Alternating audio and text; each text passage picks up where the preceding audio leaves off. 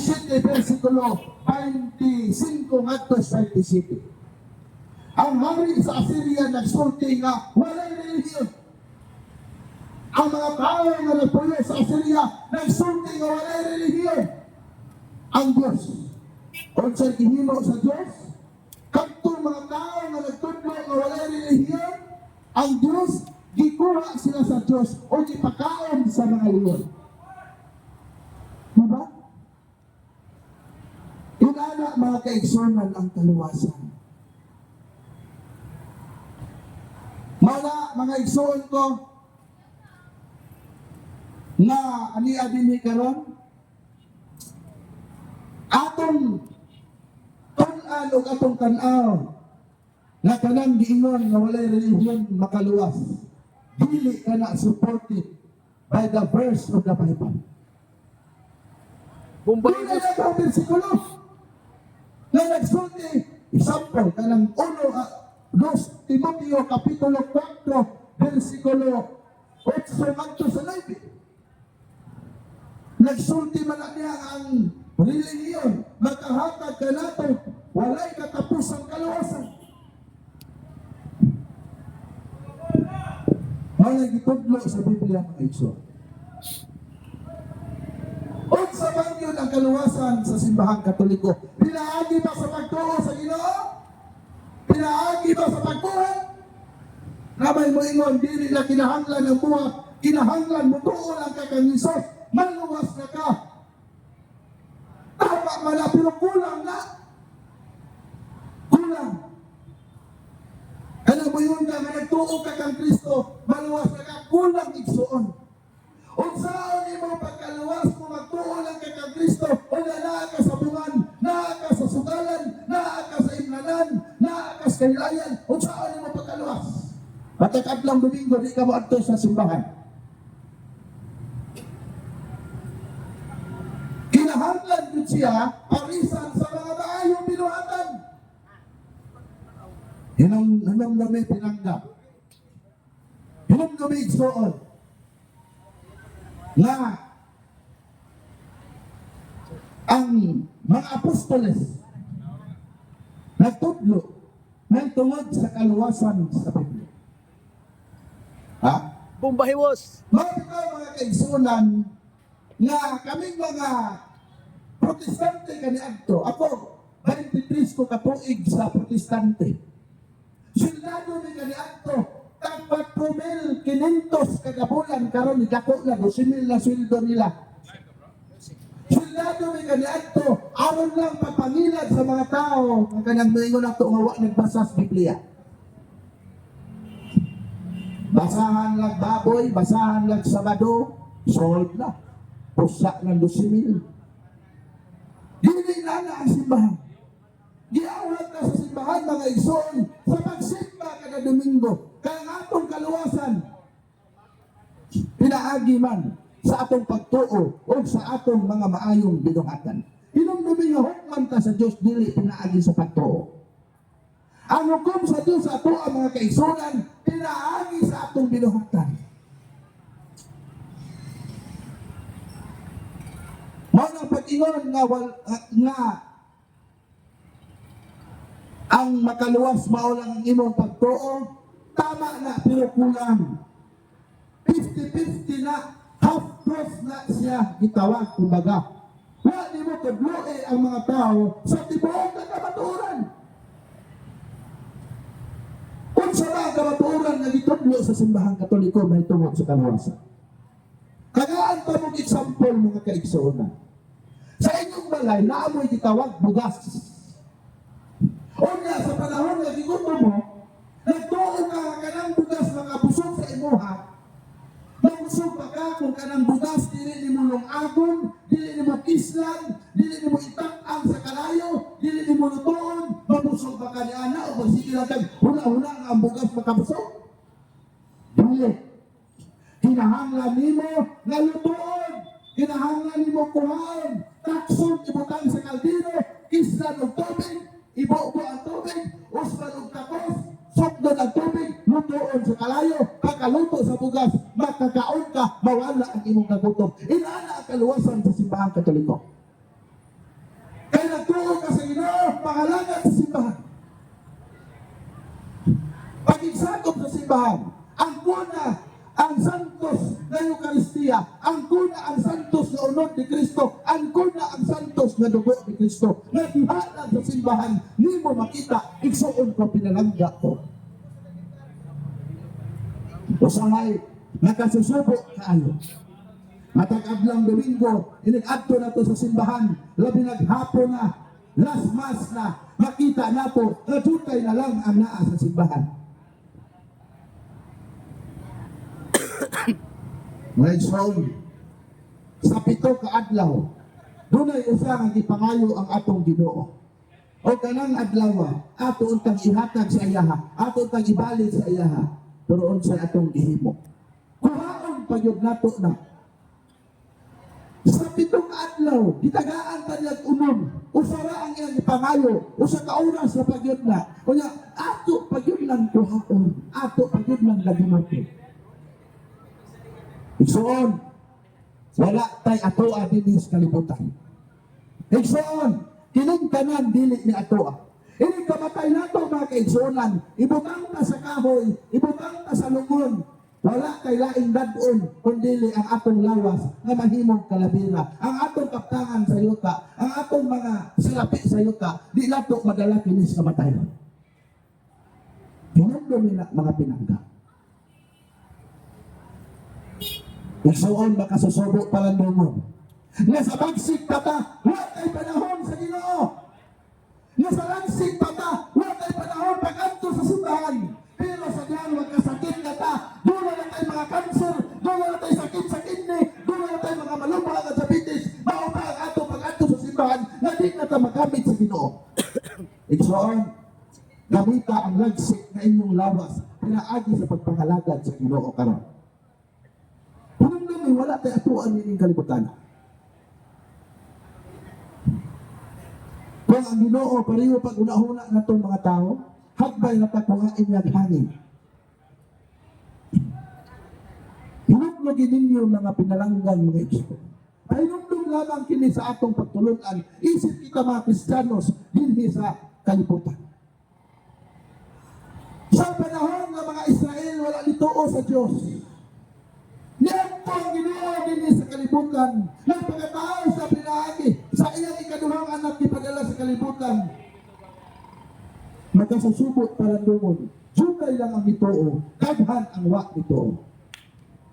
Sana nga ito pagtuo, nga naay makaluwas na Ginoo, pero wala na ito kalabuhata, wala na ito na Ginoo sa simbahan. Bisag ko sa lamang ka oras, sa adlang Domingo, wala ito sa simbahan. Maluhot na niya, makalawat na niya. Baka nagdalaga. Maganda ka niya, maglinaw sa Evangelyo, pero wala na ito kuhata. Pinangga, ikaw o ako, ipagda ka sa Ginoo. Ang panalangin matag-adlaw maghatag sa Ginoo kanato walay putol. Ang hangin nga iyang gihatag kanato walay putol. Ang tubig nga atong ginainom kadadlaw walay kulang. Kumusta ba ang atong pagpangalagad sa Ginoo? Amen, Pastor. Kompleto ba? Ay lumdum lamang ka na sa atong pagpuyo din sa kalibutan. Usahay ang atong pagpangalaga din sa kalibutan, unfair kayo. Sa inangalagsing pa ang atong lawas, wala na itong ihatag sa Ginoo. Pero sa niyang nag-ugot-ugot na sa atong mga balatian, usapan tayo doon sa simbahan. Itawag tag sinuswerte. At ang lagsig pa ka, lubi ang Ginoo, simbahan ang Ginoo, kanaadlang Domingo. Usahay natin mga nagkong problema, usap pa makaila sa Ginoo. Ang umat nilagyan mo ila sa Ginoo kung may mga problema. Maghikog na lang. Silang domaigsoon, wala ka biyain sa Ginoo. Ang Ginoo naghulat kung kanus aka mo balik niya. Amen, Pastor. Mana mga kaigsoon. Amen, Pastor. Ang atong simbahan, wala nagtudlo nga sola fide. No. Wala nagtudlo nga faith alone. Wala nagtudlo nga pagtuo lang. Ang atong simbahan wala nagtudlo nga dawa ka si Jesus isip personal nimong manluluwas. Dawa ka si Jesus ug tuo kaniya kay siya ra ang muluwas nimo, wala nagtudlo ana. Ang atong kaluwasan mga kaigsunan, dunay lawom nga pagsabot. Doon na siya gitawag grasya sa Diyos. Doon na siya ginatawag pinaagi kang Kristo. Doon na siya ginawat niya atong gidawat siya pinaagi sa pagtuo o nagipakita nato pinaagi sa gugma, pagtuman o paglahutay. Isangko man ta sa Ginoo nga bulahutay. Kini nga itong kaluwasan mga kaigsunan. Efeso Kapitulo 8, versikulo 9 ngadto sa 10, kasa kini sa Dios kanato. O kinahanglan kini nga atong buhatan og mga maayong buhat.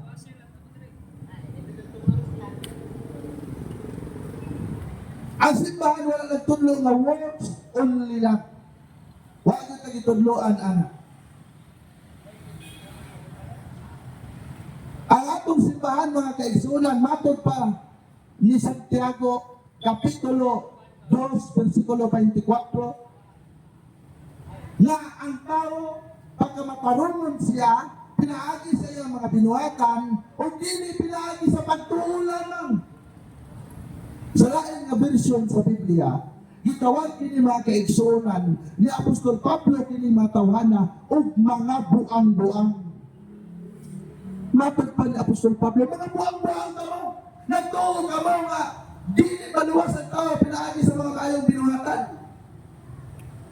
Gitawag ka ng mga tawanan ng mga buang-buang. Nga naman, Santiago Kapitulo 2, versikulo 19, ang yawa nito o sa Diyos lang kurog-kurog pa.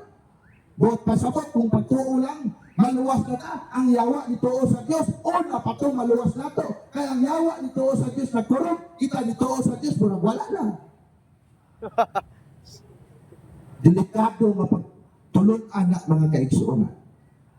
Wala nga, dili na mao ang gitudlo sa simbahang Katoliko. Ang gitudlo sa simbahang Katoliko, kung dahil pagtuo sa Diyos, apiliw mga maayong binuhatan. O sa na, kanang imo pag-adto sa simbahan, pagkarawat nimo, pagkaon nimo sa santos na unod ni Kristo, pag-inom nimo sa santos na dugo ni Kristo, pagpaminaw nimo sa Ebanghelyo, pagpaminaw nimo sa homilias pare. Walang mga maayong buhat. Pagpaghatag nimo sa mga kabus. May mga maayong binuhatan, mga pinangga. Kaya pag-ingon na tuho lang ka kay Kristo maluwas na ka, tinapulan na kabuhat. Agay kol. Tinapulan, tinood na. Kung tinood ka, nangalagad mag-rosaryo ka, buntag, unto, hapon. Mapil ka sa mga buluhaton sa simbahan. Pero kanang maayo lang ka dali mawali, tuo lang kay kang Kristo, nga maawa ato mutong manuluwas, tinapulan na nga buhat. Daghan tang maimperno ana. Imanin ninyo na mga igsoon. Sa unang pagtuog, wala sa buhat. Ang atong Ginoo wala ni ingon nga tuo lang ka nako maluwas na ka, never na ingon ana. Sa ingon sa atong Ginoo. Marcos Mateo Kapitulo 24, versikulo 13, ang mulahutay hangtod sa katapusan maluwas. Kinahanglan pa na ita para hutayon sa atong pagpangalagad.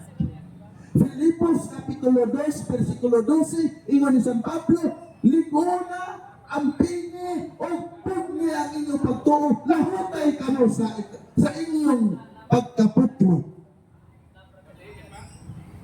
Ingon ni Kristo ni Apostol Pablo. Osmanto, kanang niingon na tuko lang kay kang Kristo isip personal manluluwas. Burat na sa mga taong kapulan. Dili gusto nga mubuhat og maayo. Daghan na impierno ana. Kay luwas naman ka kumutuo ka kang Kristo, pwede na daita diri mamunan og tao. Ito na. Pwede mang rape. Di ba? O kato'y walihan ni mo anak na gwapa kay kasawa, disgrasya ka ng asawa. Luwas naman ka. Kinahanglan, tumutuo ka kang Kristo, o mani o mga maayong binuhatan, mga pinangga. O mani o mga maayong binuhatan. mga kaigsuonan, lipugon nila ang atong mga kaigsuonan nga kana lagi pong maingon nato nga tagsarapod mo simba. Ipasidan ang tandaan ana ni Apostol Pablo. Ingon ni Apostol Pablo na sa Roma Kapitulo 16, versikulo 17, 18, ingon ni Apostol Pablo. Hangyoon ko kamo, sa Apostol Pablo ni hangyo pagit sa toa. Hangyoon ko kamo mga igsuon nga maglikay kamo na ng mga tao. Sa atong termino karon mangingilag. Mayo kayo mo dala og nindot na pulong. Kami sa una, si Amek, si Jason, ako, grabe may kamangingilang. Pwede may kamangingilang. Hurot ako mga iaan dito sa Jason, napunyagan sa laing sikta. Mayo gani ang santo ninyo, wala nila ipanglubong, ipanulong na nila sako. Pagbalik na ako Katoliko mga kaigsunan, apel putong panglimpyo ni santo ninyo. Nga naman, nailat na mo ang mga Katoliko nga tagsara yun yung taon mo simba. O na, hindi na ba mga Katoliko nga tagsara mo simba, pag ay maayaw kayo mabasa ang Biblia, bangga nga! Bangga nga! Tula na lang patulo ang laway. Mapitok-pitok ang mata, magliyo-liyo, pagkaman mo ingonan, bitaw no? Madugay bitaw-bitaw, mabitaw na sa pagkakatoliko. Pagkasunod Domingo, wapo na kayong forma, nakakurbata, nakasalila, nagtaas, tuwa na spikas, pagdantag mga tulong kapulan, tunga sa tuig, dibatihon na kamay tungod sa mga larawan. Ginumsa na suba. Lumsan na sa suba, ang uban, ingnon pa, nakita ni mo sa Kristo suba. Kabayti ka lumsan, makapabutbot na lang kag-ahat, para di ka malumos. Ah. Grabe mga igsuon. Kaya, gianda ka mo mga Katoliko. With respect lang sa mga dili Katoliko. Gianda ka mo mga Katoliko nga magtuon tas pagtulunan sa simbahan. Lahat ay mga online, lahat ay mga pare na nagtudlo sa mga doctrine sa atong simbahan. Isa na diyan si Padre Darwin Gitgano. Paminaw mo sa punto por punto. Paminaw mo sa katuwiran. TV. Yung sa to? Sagot at katuwiran. Sagot at Katwiran TV, sugdanan sa kamaturan. Paul San Pablo Alima sa YouTube channel. Paminaw mo, daghan kaayog mga pagtulunan sa simbahan niya na gitudlo sa mga yanong Katoliko na dili makapasalaag natong mga Katoliko. Mga mga kaigsunan. Kung masaad ka, lantok na niya, sa niya patas Katoliko, wata sila sa atong simbahan o 10%. Wata sila, sa Katoliko pata, wata sila o 10%. Kung pinay makuon ni mo sa bulsa, 20 man na, 5 man na, piso, 10, mga nga ihulog ni mo sa sibot. O kaduhan mo balik ang sibot.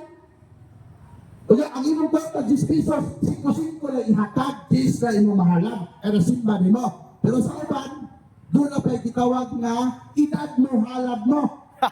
O yung imong edad, 70 na ang imong edad. Pinagmadawat nila, 70 pesos sa isa kabulan, pwede na kuha. Wala labot ang 10%. Manarbaho ka, timanaan ka nila, kita to membro nga nagkugsildo, atuan to. Dalan og sobre, brad imong 10%. O magsildo ka 30 mil, pero 10% kailangan nakuha nimo. 3 mil, inis pambayad na lang tato sa kurente o tubig sa balay. Kinsa magyud ang gitudlo sa Biblia nga musingil og 10% sa mga tao. Scam na ito. Dili mga pastor, mga pinagda, mga pare, igsoon. Kapila pa yun ang tao mahatag og 10% sa iyong abot, sa iyong uma. Dili kada semana, dili kada bulan, kada tulong katuig ka usa. Naa sa Biblia.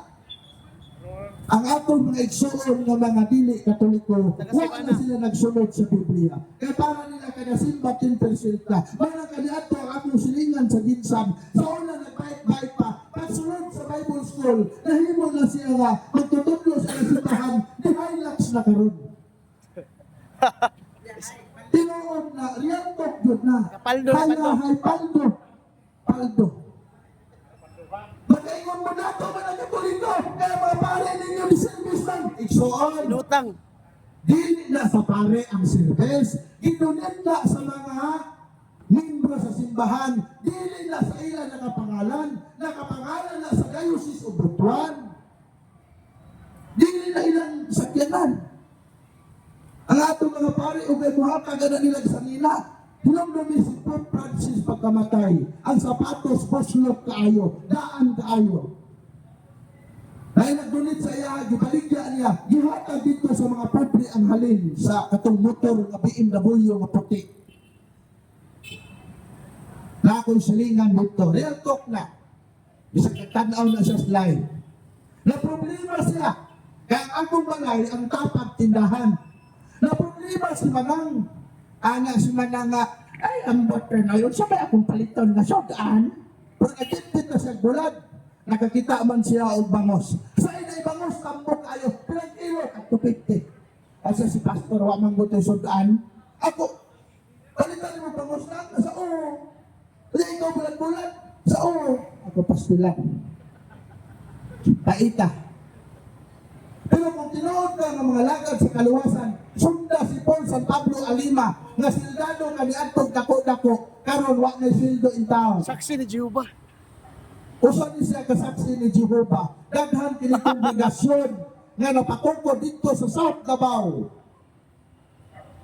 Pero nibalik in town sa Katoliko. Kaluoy, ang akong amigo si Paul San Pablo Alima, wala itaw balay. Sa buhol na ulit, ipapuyo lang sa balay sa Katoliko nga presidente sa CFD dito in town. Abi ninyo, na puro maray gwapo ani Brad Paul, pero way sunod na pulsaan eh. Napuyong lang taon ni sa dito sa balay ni Brad Kaloy sa Bohol. Walang taon ni balay. Kapag mga Katoliko diya ka na yung mga kwarta-kwarta, basi makahatag mo lurking ani Brad Paul dire. Kaya pagpaingon na mo dire. Nagmotor ni, kasi ulan lang. Ano man wala may kwarta? Pero ako'y nakita nga pastor dire kagabutuan. Si Pastor Kusare ng tingali na. Wapo kay Sir Desay. Singgit-singgit kay Kapitan. Kapalungan mo singgit, pero di lang may gusto na madalahid ka sa kanang gitawag na to sa ang atong kaluwasan magod mga kaigsunan nagdepende sa atong binuhatan. Basahan na po ang Biblia sa 2 Timoteo Kapitulo 5, versikulo 6 na 5. Kaya basig na mo ingon niya ang ating so pa na nagwali niya. Kapitulo ba, versikulo laway, equals dila. Ato basahan. 2 Timoteo, atong tanaw na balaang kasulatan, o kung sa'y giingon mga kaigsunan. 5. Ingon dire. 1 Timoteo, Kapitulo 6, versikulo 5. Ingon dire. Musampot usab kini sa walay, hunong nga panaglalis sa mga tao, nga dili makasabot o wala na magbaton sa kamaturan, nagdahom sila nga ang relihiyon usa ka pagpadato. Tanawaras kibuloy na priso ang iyang nag-agi man dito sa Davao gahapon. Ang akong kauban si Bro Jason, nitaas ang taon kay Mulio. Kay gusto mo litli sa Kingdom Hall ni Kibuloy Perting Wapos. Sundian ka pa mga kaigsunan dito sa Moa. Kini mga sunugoon ni Kibuloy, naabot ni dito na maligyan mga chicharon. O yan, ano ni Pangutana, taga-asa mga kaday, asa taga-malapakan ko sir. Nag-explain ako dito sa St. Anne o St. Joseph's School sa Davao. Ano ko, kagkisa mga eskwelahan ng isa kang Kibuloy sir. Ano ko na, libre tuition sir. Pero kung wakit klase sir, mamaligya ni ane, nga ako ang halin ninyo hala sa dili sir. Namin ako din kung pila among halin, ihatag na mo ni dito. O niya, o ibutang nato 1 million ang namaligya sa tubog Pilipinas. Isang piso-piso lang ang halin. Diba? Ang relihiyon usa ka paagi sa pagpadato. Na mga talabran ang simbahan lagi Katoliko dato man. Oy, dili oy. Dili dato ang simbahan Katoliko. Pangutana mo sa Mercury Drop. Kinsay pinakadakong utang diya sa tambal. Di ba mga Katoliko, simbahan Katoliko, Diocese of Butuan, dako kay nag-utang sa Mercury Drug anang tambal. Unsaon man pala tambal? Mga igsoon, doon ay daghang mga tao nga moadto sa pare mangayo og mga medical kanang gitawag o kanang tambal sa ilang mga sakit. Tagaan nagresita sa pare, mangutang na dito sa Mercury Drug. Charity program ba?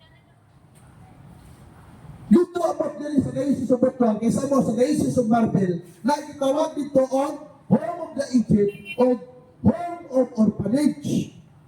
Kanang mga orphanage, kanang mga bata nga wala na mga ginikanan, ang nagsapupo ni anak ang simbahang Katoliko.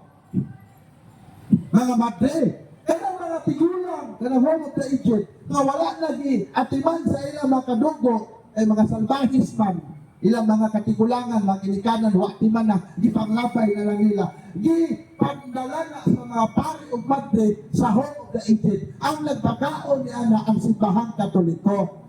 Santiago Kapitulo 1, versikulo 27, kung gusto ka mangita o tinuod na relihiyon, pangita ang relihiyon na nagpakaon sa iyo o nagatiman sa mga balo.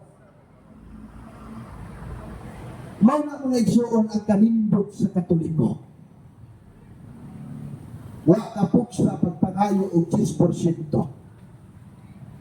O sa may gisulti sa Biblia, may na ng 10%. Ato basahon, Deuteronomio, Kapitulo 12, versikulo 24. Ang tanawan ninyo ha. Kantong mga dili Katoliko nga nagsigig hatag 10%, hinungdan ninyo ang Biblia nagsulti sa kanatulong katuig, usa pa ninyo ihatag ang inyong 10%. Ato tanawon. Deuteronomio, Kapitulo 26, versikulo 12. Imo na wala ang kasulatan. Sa matag ikatulong tuig, kalawa pa nila ha, sa matag ikatulong tuig, nga mao ang tuig nga gihatag mo ang ikapulo sa tanan mong mga abot, ngadto sa mga langyaw, nga nagpuyok tipon kaninyo, ingon man sa mga ilo, o sa mga byuda, aron aduna sila makaon. Sa ikapulo ni ay, abot sa yuta, abot sa atong sweldo, kung kuhaan na itong 10%, dito nato ihatag sa mga dumudoon, mga bata nga way mga ginikanan o sa mga byuda, dili kang letter P. O nga, kinsa may na ay authorize nga mukumpra ni ana. Hebreo Kapitulo 5, versikulo 7. Kapitulo 7, versikulo 5, ang naikatumod nga mukumpra ni ana ang mga pari, mga kaigsoon. Dili yun sa pastor. Ato basahon, kapasing ningon ni, unsa man na nagsige og yaw-yaw da, nanikal man na. Ato basahon, Hebreo, Kapitulo 5. 7-5. Yeah. 7. Hebreo Kapitulo 5, 7-5. 7. Hebreo Kapitulo 7, versikulo 5. 5. Ingon ni ang pagbasa. Karon ang balaod. Karon ang balaod, nagsugo nga ang mga kaliwat ni Libi ng mga pari, kadawa, ang mangupra o ikapulo gikan sa katawhan. So ang mga upra di ay unta o ikapulo, ang mga pari di ay unta, sumala niining mabasa nato sa malaang kasulatan. Dili, Pastor. Sumo palandungon, nga naa ay mga dili pari, nga namuha o ikapulo sa mga tao. Pagkapaita, Scam na scam. tulis na. Buhi pa ka, gitulis na ka. Gigamit pang bumbiya. Gamitan ng tag, nagkapangawat ka mo sa Diyos, Malakyas 3:10. Pero ang Diyos ang basa, kung palayunan na mong basa sa 11:12, ang giingnan niya ang mga Israelita. Dili mga Pinoy. Dito sa Amunga sa Jinsan, ang number 1 nga nagpaluyo sa mga scammer dito, si Pastor Apolinario o si Pastor Tito Kagang.